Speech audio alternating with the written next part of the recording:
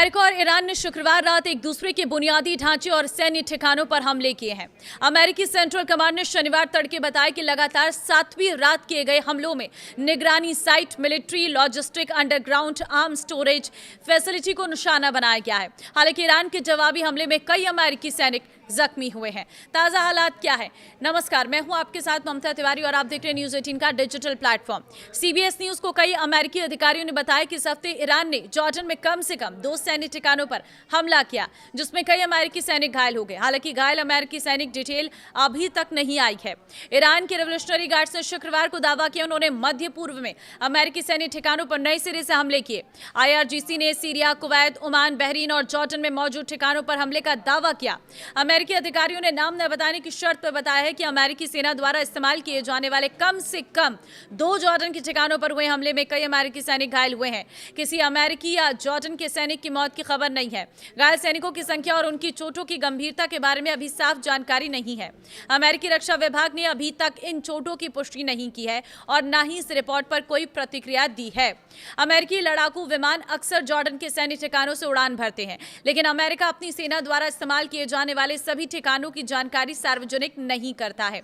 Jordan में अमेरिकी सैनिकों की मौजूदगी, जॉर्डन में अमेरिका की मुख्य सैन्य उपस्थिति जो है वो देखने को मिल रही है एयरबेस पर मुजाफा सल्ती और जो रॉयल जार्डियन एयरफोर्स की बेस है, लेकिन अमेरिका ने इसे काफ़ी अपग्रेड और विस्तारित किया है। यहाँ अमेरिकी फाइटर जेट्स, ड्रोन्स और सपोर्ट फोर्सेस तैनात रहते हैं और हाल के समय में इसे ईरान पर संभावित कार्रवाई के हब के रूप में भी इस्तेमाल किया गया है। इसके अलावा टावर 22 नाम का एक छोटा आउटपोस्ट उत्तर पूर्वी जॉर्डन में सीरिया बॉर्डर के पास है। इसके अलावा prince Hassan airbase, king Faisal airbase और कुछ अन्य ट्रेनिंग और बॉर्डर पोस्ट पर भी अमेरिकी सैनिक मौजूद है। कुल मिलाकर जॉर्डन में अमेरिका के लगभग 3 से 4 हजार सैनिक तैनात है। शनिवार और इससे पहले ईरान ने जॉर्डन में अमेरिका से जुड़े 2 ठिकानों पर हमले किए। इनमें मुजाफा सल्ती एयरबेस और प्रिंस हसन एयरबेस शामिल है। ईरान के दावे के अनुसार बैलिस्टिक मिसाइलों और ड्रोन से इन बेस पर हमला किया गया, जहां फाइटर जेट्स, कमांड सेंटर और ड्रोन हैंगर को निशाना बनाया गया। जॉर्डन के एयर डिफेंस सिस्टम ने कुछ मिसाइलों को रोक लिया, लेकिन अमेरिकी सैनिकों को चोटें पहुंची हैं। ईरान का दावा है कि उसने कुवैत में कैंप अल उदेरी और अली अल सलेम एयरबेस, जॉर्डन में अल अजराक एयरबेस और बहरीन में शेख ईसा एयरबेस पर मौजूद अमेरिकी सैन्य ठिकानों को निशाना बनाया है। ईरान के अनुसार इन हमलों में गोला बारूद के गोदाम, विमानों के शेल्टर, ईंधन भंडारण की जगह, मुख्यालय की इमारतें और रणनीतिक पुलों को निशाना बनाया गया। जॉर्डन स्थित अमेरिका का ये बेस IRGC ने अलग से दावा किया है कि ईरान की बैलिस्टिक मिसाइलों ने जॉर्डन के सॉल्टी एयरबेस पर तैनात अमेरिकी फाइटर जहाज़ों को निशाना बनाया।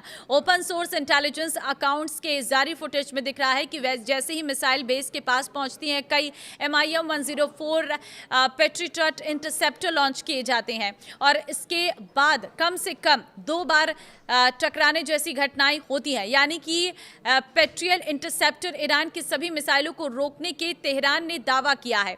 उसके जवाबी हमलों में अमेरिकी सैन्य हताहत हुए हैं। शुक्रवार को IRGC ने कहा कि उसने जॉर्डन में अमेरिकी फाइटर जेट्स और हवा में ईंधन भरने वाले विमानों के साथ साथ कुवैत में अमेरिकी फोर्स और हिमार्स लॉन्चर को निशाना बनाया है, जिससे काफी संख्या में सैनिक हताहत हुए हैं और नुकसान पहुंचा। इस बीच जॉर्डन की सेना ने शनिवार को बताया कि उसने ईरान की 100 मिसाइलों को मार गिराया है और इससे में कोई हताहत नहीं हुआ है, न ही कोई नुकसान पहुंचा है। सेना ने एक बयान में कहा है कि एयर डिफेंस सिस्टम ने ईरान के 10 मिसाइलों को रोका जो जॉर्डन के हवाई क्षेत्र में घुस आई थी और देश के इलाकों को निशाना बना रही थी।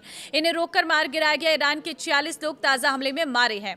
ईरान के अधिकारियों ने बताया कि हाल ही में हुए अमेरिकी हमलों में कम से कम 46 लोग मारे गए हैं और 400 से अधिक घायल हैं।